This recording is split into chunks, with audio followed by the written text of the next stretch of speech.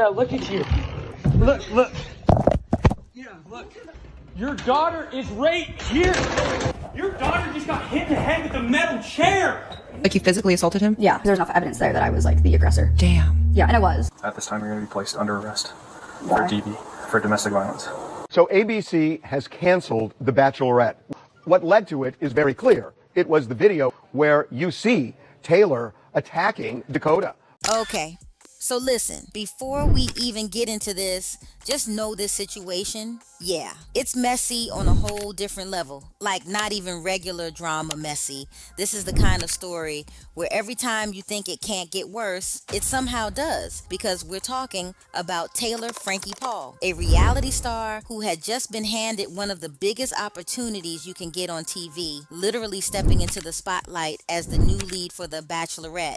And just like that, gone, wiped out, career basically derailed overnight, and not because of some rumor or he said, she said drama. No, this all spirals from actual footage of her putting hands on her baby daddy.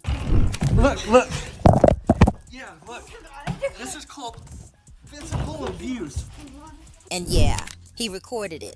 So now everything that might have been brushed off before suddenly feels very real, very loud, and very hard to ignore. Now, here's where it gets even crazier. Because if you don't know who she is, she didn't just pop up out of nowhere. She was part of this viral TikTok collective called MomTok, a group of Mormon moms out of Utah who built massive platforms. Like, we're talking millions of followers, just off dancing videos, vibes, aesthetics, all that. And for a while, it looked clean, fun, almost wholesome. But wait, hold on, because that image cracked wide open when she went live one day and exposed that she and her husband were actually swinging with other women in the group. Yeah, let that sit for a second, because the internet definitely did not take that lightly, especially given the whole Mormon background. And from there, everything just exploded, like headlines, reactions, debates. People were glued to it. So back to being in an open relationship, Tate and I kind of opened those doors and we had people in and vice versa. To make it clear, again, I'm speaking in gray.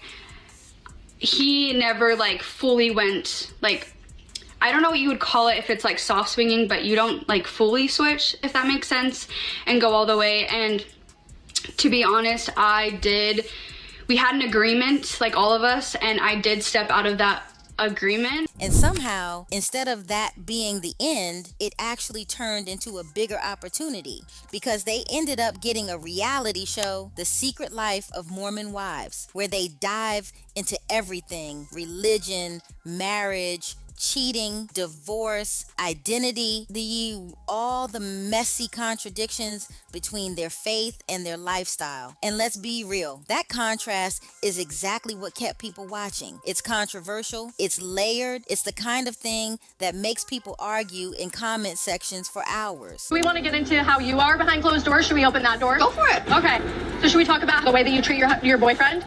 Go get help. Stop hurting people. So fast forward, right when Taylor is about to level up again, press tours lined up, branding herself with this edgy, almost provocative twist on religion, like using the Bible as a prop and flipping it into the Book of Mormon. You can already tell they were leaning into the controversy to sell her image. This footage drops and everything just stops, like mid-motion, no warning, no build-up, just chaos. And when you actually look at the video, nah, because this part matters. It's not just yelling, it's not just a heated argument. She's picking up metal bar stools, you know, the heavy ones you see at restaurants, and throwing them at him like full force. And here's the part that really shifts everything. Her child is right there in the middle of it. Yeah, look. Your daughter is right here. Your daughter just got hit in the head with a metal chair. And even before the physical stuff, just the way she's screaming, cursing, losing control in front of that child, that alone is already a toxic environment. Like, let's be honest, That's not normal conflict. That's something deeper, whether it's unresolved trauma, emotional instability, or just complete loss of control in the moment. But then it escalates because she throws a chair, he moves, and the impact ends up affecting the baby, and you don't even need a clear visual to understand what just happened, because the second you hear that child cry, yeah, that tells you enough. See, Taylor, this is all you do. It's the only thing you know how to do is hurt me. Huh? And you think this is okay? It's not okay.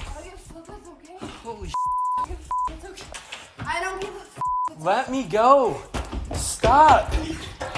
Dude, leave me alone. Oh my gosh.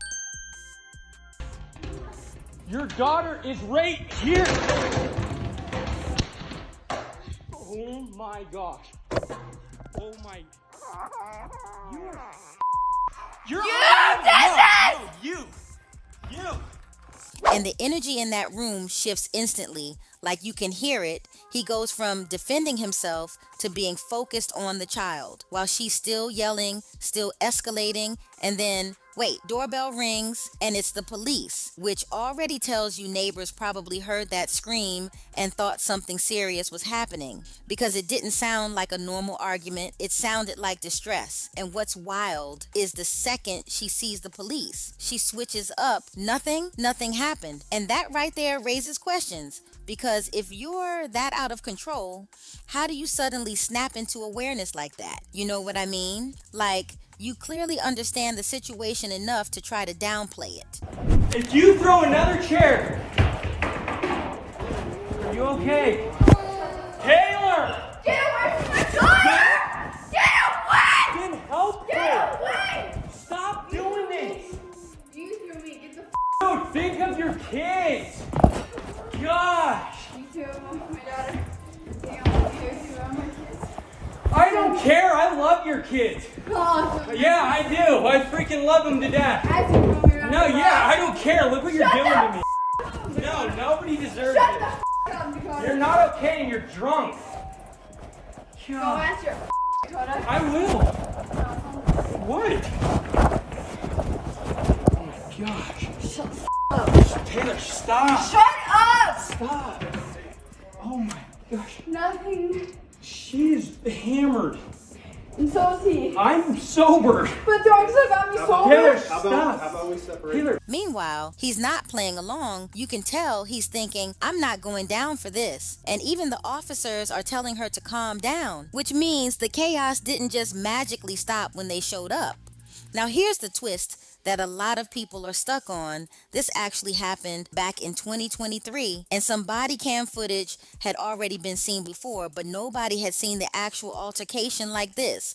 And let's be real, seeing it hits different, because it's one thing to hear about an incident, it's another thing to watch it unfold. And that's exactly why this changes everything for networks like ABC. Because now it's not just internal knowledge, it's public perception. And the moment the public sees it, the risk skyrockets. So boom, show canceled, statement released, and suddenly the focus shifts to supporting the family, which, let's be honest, is also corporate language for we're not attaching our brand to this. So ABC has canceled The Bachelorette, which is crazy when you think about it, that the show was supposed to premiere Sunday night, and it has been heavily promoted, even promoted during the Oscars. All I've been trying to do for the last hour and a half is to leave. We were fighting at each other, and then I was going at him, I guess hitting him, and then he pushed me into the kids' stuff, and then I went ballistic. Based on what I've seen. And yeah, people are defending her, saying this is sabotage, saying her ex timed it to ruin her moment. But hold on. If the roles were reversed, would anyone be saying that? If a man was caught on video throwing chairs and a child got hurt in the process, would people be making excuses or trying to find ways to blame the woman? Probably not. And that's where this conversation gets uncomfortable, because accountability shouldn't change based on who the aggressor is. Now she has claimed before that there's more to the story, that he's done things too, and maybe, sure, sure that could be true, but here's the issue. What we have on video is her actions, clearly visible, no ambiguity, and when it comes to public opinion and legal consequences, proof matters, and right now, that's what people are reacting to. And it doesn't even stop at career fallout, because now we're talking about custody, safety, real-life consequences, like he's reportedly filed for a restraining order